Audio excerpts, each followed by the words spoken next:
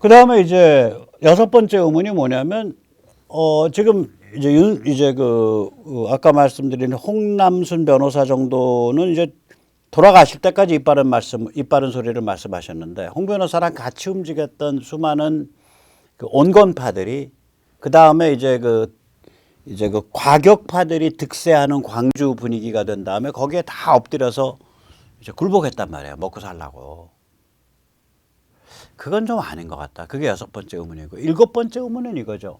저만 해도 제가 그때 서울대 4학년 운동권인데 3월쯤 되니까 제 결론이 뭐였냐면, 이거 이대로 못 간다. 군부랑 충돌한다. 결국 군부랑 오리올경에 충돌하게 될 거다. 제가 그때 만으로, 그러니까 80년이니까 만으로 21살입니다. 21살 때 그 생각을 했어요. 이거 군부랑 충돌하겠구나. 이거 내가 죽기 싫은데 이 죽음의 잔을 내가 피할 수 있을까? 이 고민을 했다고요. 제가 말 21살 봄에, 제가 4월 달이 생월인데, 그 21살이 되기 전에, 21살이 되기 며칠 전부터 그 고민을 했어요. 만 21살 되기 며칠 전부터. 그럼 북한은 그거 못 내다봤겠냐 이거지. 그럼 북한 입장에서 이 서해안, 남해안 지역일 때는, 저기는 완전히 그 당시에는 이제 그 고정 간첩의 네트워크가 형성돼 있는 데거든요. 서해안, 남해안 일대가. 그럼 북한 입장에서 어떤 전술을 썼겠냐? 그다음에 어떤 시도를 했겠냐? 그러니까 저는 뭐 북에서 예를 들면은 뭐 몇백 명의 특수부대가 와갖고 다 작전한 다음에 뭐 다 태백산맥 타고 다 올라갔다. 저는 사실 그건 좀 갸우뚱해요. 내가 통전부라면 그렇게 안 할 거다. 내가 통전부라면 고정간첩 맥을 이용을 해서 굉장히 잘 훈련된, 호남인보다 더 호남 말씨를 쓰고 완전히 현지인 흉내를 낼 수 있고 선동력이 기막히고 그러면서 각종 무기를 다룰 줄 아는, 그러나 그 사람들을 기막히게 선동을 해서 과격한 행동으로 이끌 수 있는 그런 아주 특수 요원들을 정예로 보냈을 것이다. 내가 통전부라면. 그게 저의 말하자면 상상이에요. 그냥 그랬는지 안 그랬는지 모르죠. 전 모르겠어요. 그러니까 의문 마지막 남은 게, 북한에 저 넉넉히 있었을까? 21살이었던 내가, 만 21살이었던 내가, 이거 3월 달에 이미, 3월에, 그러니까 광주가 발발하기 2개월 전 이전에, 그러니까 제가 서울대 그 학생회장 하던 심재철 씨한테, 그 재철이가 우리 동기인데, 그 심재철이나 그 부근 친구들한테, 야, 그 학생회비 다 끄집어내갖고, 그 4월 초에 그런 얘기 했다고요? 학생회비 다 끄집어내서 그 학생들을 한 5명씩 일개조로 만들어서 우리들을 그 일개조 앞에 50만 원씩 물려가지고, 학생회비 그때 모아놓은 게 그때 돈으로 2천만 원이에요. 집 한 채 값이에요. 신림동에 집 한 채가 2천만 원일 때입니다. 한 50만 원씩 물려서 40개 조 200명한테 뿌려놔. 그리고 그 조가 누군지는 한 명만 알고 그 사람은 튀어야 돼. 그럼 그때 50만 원이면 뭘 할 수 있냐? 월세 보증금 한 20만 원 낼 수 있고요. 그 다음에 초고성능 이 등사기, 이런 그냥 미는식 등사기는 한 2, 3만 원이면 사고, 이렇게 회전식 등사기가 있어요. 그때는 그건 한 7, 8만 원 해요. 그 다음에 그때 타이프라이터가 비쌌어요. 클로버 타이프라이터 한 3만 원. 그리고 나서 한 20만 원 남은 거 가지고 몇 달을 버틸 수 있는 돈이에요. 그거 안 하고서 그 농협에 있는 2천만 원, 서울대 그 관악 캠퍼스에 있는 농협에 있는 2천만 원 그냥 다 몰수당했다고요. 그때. 그게 무슨 얘기냐? 군부랑 충돌한다고 생각을 하니까 저항조를 만들어야 된다고 생각했던 거예요. 21살짜리가.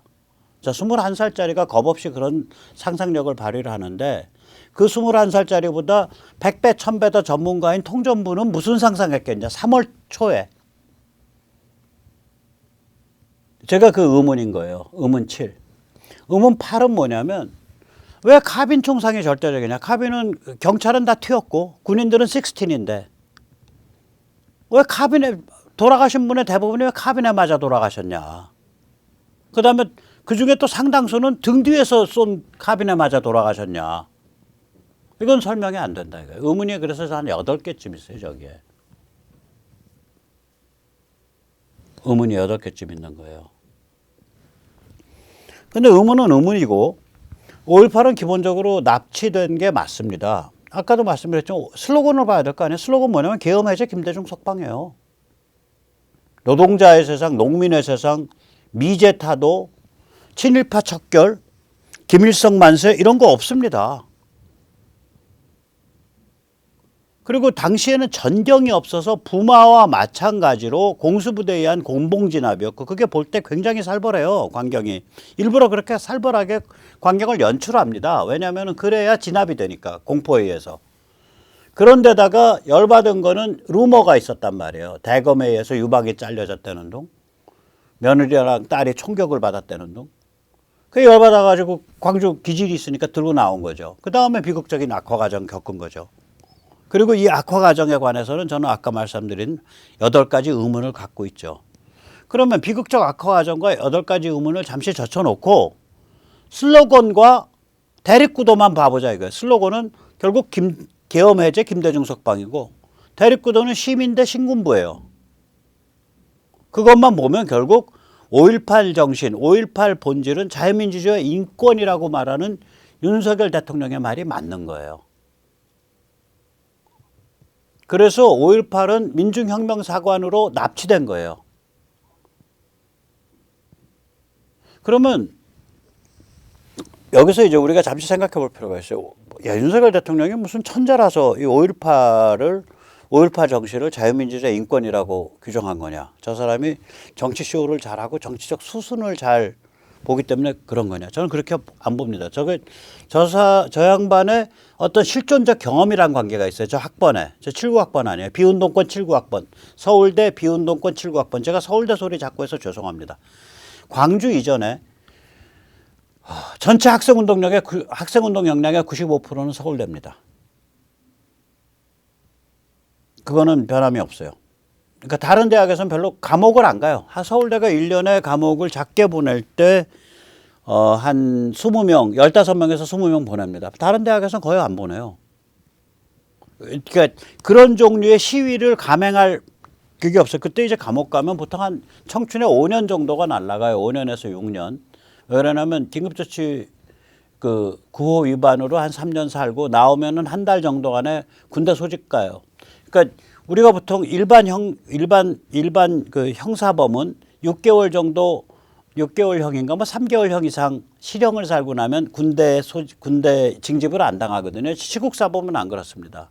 시국사범은 3년, 5년 감옥을 갔다 나와도 바로 군대에 징집돼 버려요.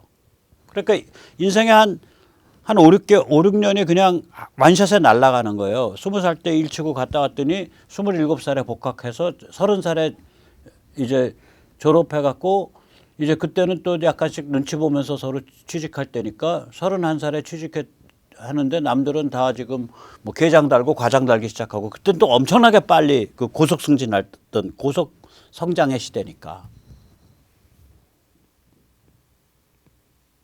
그렇기 때문에 그런 상황, 유신 상황에서 학생운동에 1년에 15명, 20명 정도를 감옥에 보낼 수 있는 그런 학교 서울대 외에는 없었어요. 그게 광주 이후에 일반적으로 일반화돼 버린 거예요. 그리고 광주 전엔 그게 없었단 말이에요. 그래서 서울대 7879 비운동권이 광주를 겪으면서 받았던 정신적 고통과 충격이 있어요. 이 윤석열이라는 인물이 그 세대라고요. 차라리 운동권은 저만 해도 보세요. 21살짜리가 3월 달에 80년 3월에 야 이거 군부랑 충돌 갈 수밖에 없어. 내가 이거 죽어야 되냐 살아야 되냐. 오케이 충돌 갈 수밖에 없으면 먼저 선빵 쳐가지고 신문사랑 방송사 점거해야겠는데 혼자서 점거해야 될 타겟 제가 적어본 적이 있다니까요. 그거 가지고 친구들이랑 얘기했더니 다 미쳤다고 위험하다고 저한테 손가락질 하더라고요. 그러니까 무슨 얘기냐면 운동권은 차라리 그게 평소에 그 고민을 해온 거예요. 지하운동권은. 그런데 이 윤석열 이런 사람 같이 비운동권이야. 그런데다가 학번도 저보다 2년 아래잖아요. 79예요. 훨씬 더 순진할 때 저걸 본 거예요. 대학교 2학년 때. 엄청 충격받아요. 제가 그 얘기를 오늘 좀 드리겠습니다. 특히 서울대 이 7879 굉장히 충격받았습니다. 왜냐하면 이게 운동권의 리딩 대학이기 때문에 이 DJ 집권 때까지 광주에 대해서 사람들은 서울대는 물론이고 일반 사람들은 어떻게 생각했냐. 광주에서 대검으로 유방을 도려냈다. 대검으로 배를 갈랐다. 태아를 꺼냈다. 뭐 임산부의 배에다 총을 쏴서 죽였다. 뭐 그다음에 며느리가 뭐 시어머니가 보는 앞에서 총 맞고 죽었다. 전체적으로 약 3,000명에서 5,000명이 학살돼서 어딘가 묻혀 있다. 그래서 DJ 때 저거 파낸다고 전남 광주 일대를 그때 포크레인 기사들 돈 엄청 벌었습니다. 포크레인으로 다 팠어요. 그냥 안 나왔어. 그래서 결국은 신군부 때 발표된 그때 뭐 한 200명 좀 안 되는 사람인가 그걸로 결국 확정됐죠. 그때. 그다음에 문재인 때도 또 안 매장한 거 나왔다고 또 엄청 팔라 그랬잖아요. 저게 왜 그러냐면 저 사람들도 자기들 그 루머에 자기들이 속은 거예요. 자기들이 취한 거예요. 그래서 3천 5천 명이 학살돼서 어딘가 안 매장되어 있다라고 생각을 했다니까요. 저게 DJ가 포크레인 기사들을 돈 빵빵하게 주고 다 파헤치기 전엔 저게 DJ 최고의 업적이라고 봅니다. 저걸 YS가 파헤치면 아무도 안 믿어요. 저걸 만약에 전두환 대통령이나 노태우 대통령이 파헤쳤으면 아무도 안 믿어. 저걸 DJ가 파헤쳤으니까 믿는 거야. DJ 정부 때. 저는 DJ의 최고의 업적 포크레인 기사들한테 돈 빵빵하게 주고 전남 광주 일대를 다 파헤쳐서 결국은 뭐 신군부가 발표한 그 정도 숫자가 그 숨진 게 맞다라고 정설로 굳혀진 게 DJ의 최고의 업적이라고 봅니다.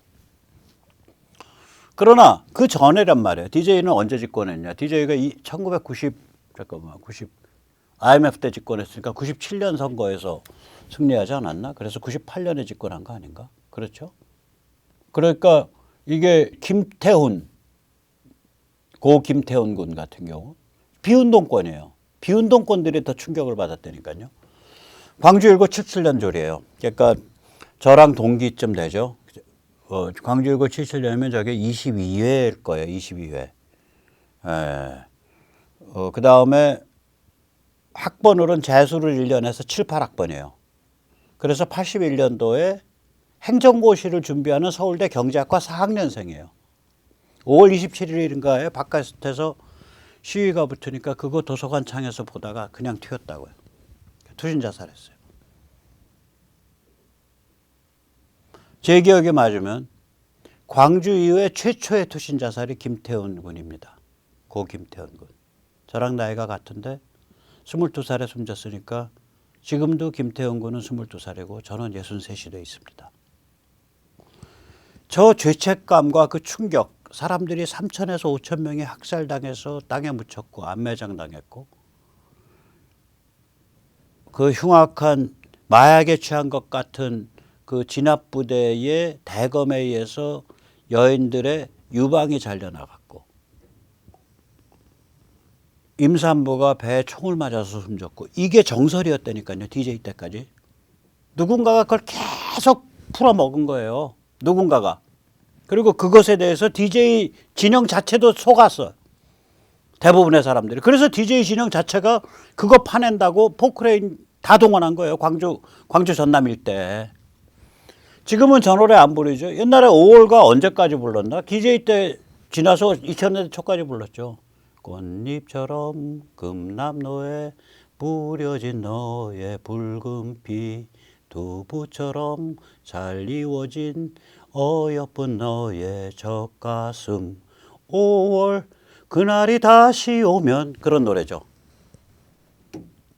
왜 찔렀지 왜 쏘았지 트럭에 싣고 어딜 갔지 망월동에 부릅듣는 수천의 핏발 서려 있네.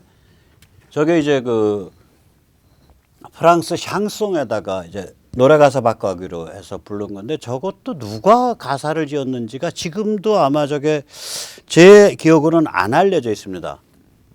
옛날에도 안 알려져 있었고 좀 신비로운 노래예요. 말하자면 미스테리예요. 근데 이제 전월에 예를 들면은 이제 그 4절인가 뭐 3절이가 가면 이제 그 쪽발이야 양키노마 이렇게 나가요. 그러니까 벌써 반제 투쟁이죠. 전월에가 언제 나왔나? 한 85, 6년경에 나왔을 거예요. 제가 저기까지만 했지만 대머리야는 전두환. 대머리야 쪽발이야 양키놈 소승 콧대야 물러가라 우리 역사 우리가 보듬고 나간다 5월. 그러니까 이거 벌써 저렇게 되면 반제투쟁이잖아. 한국을 식민지로 보는 거 아니에요. 그러니까 광주를 반제 민족해방전쟁의 성지로 규정하는 거 아니에요. 그러니까 저기 윤석열 대통령이 광주 5.18이 반제 민족해방전쟁이 아니고 자유민주주의 인권이야라고 주장한 거야말로 어떤 면에서 납치되어 있던 5.18을 구출해내자라는 그 선언이에요, 저게.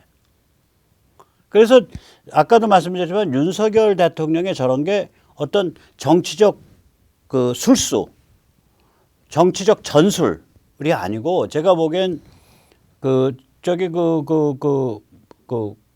비운동권들이 그 학번 때의 비운동권들이 그 당시에 받았던 깊은 정신적 충격과 트라우마가 있다고요. 거기서 그것을 본인이 소화 흡수해서 아, 광주는 자유민주주의와 인권을 위한 거였어. 그런데 저 몹쓸 놈들이 저거를 반제 민족해방투쟁으로 납치해 간 거야, 의미를.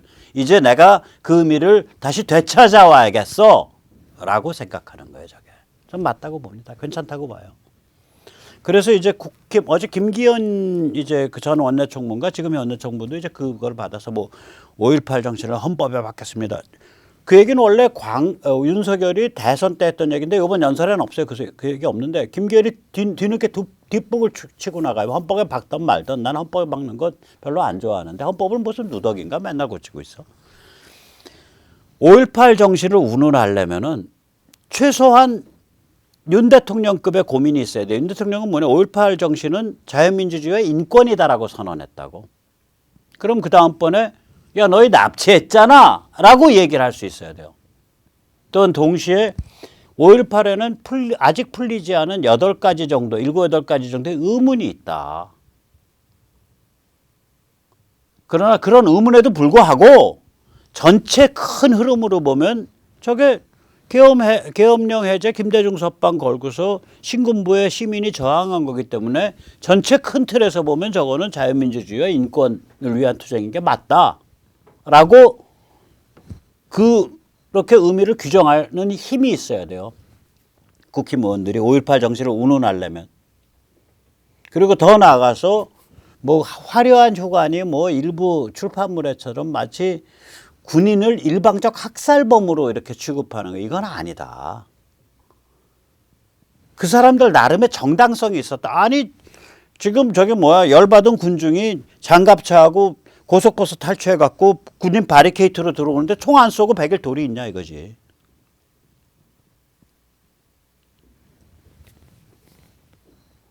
그래서 여기에 이제 그런 것들이 좀 있습니다. 그래서 오늘 저는 윤 대통령이 5.18을 운운하길래 얘기를 하길래 언급하길래 굉장히 걱정했는데 실제 그 연설 내용을 보니까 납치된 5.18은 납치됐다. 그거를 원래의 의미, 자유민주주의 인권으로 다시 구출해내자. 그렇게 해석될 수 있는 연설이에요. 괜찮습니다. 자, 마지막으로 내일 아침 8시에 서울 청계광장에서 조전혁 서울시 교육감 후보 출정식 열립니다. 으쌰으쌰 하시고 싶으신 분 같이 나와 주십시오. 저는 나갑니다. 예. 그리고 마지막으로 17개 시도 교단연 중도보수 교육감 후보연대와 함께하는 서울 경기 인천 선거 참관인 지금 신청해 주십시오.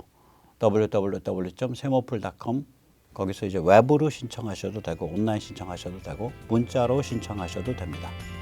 예, 감사합니다.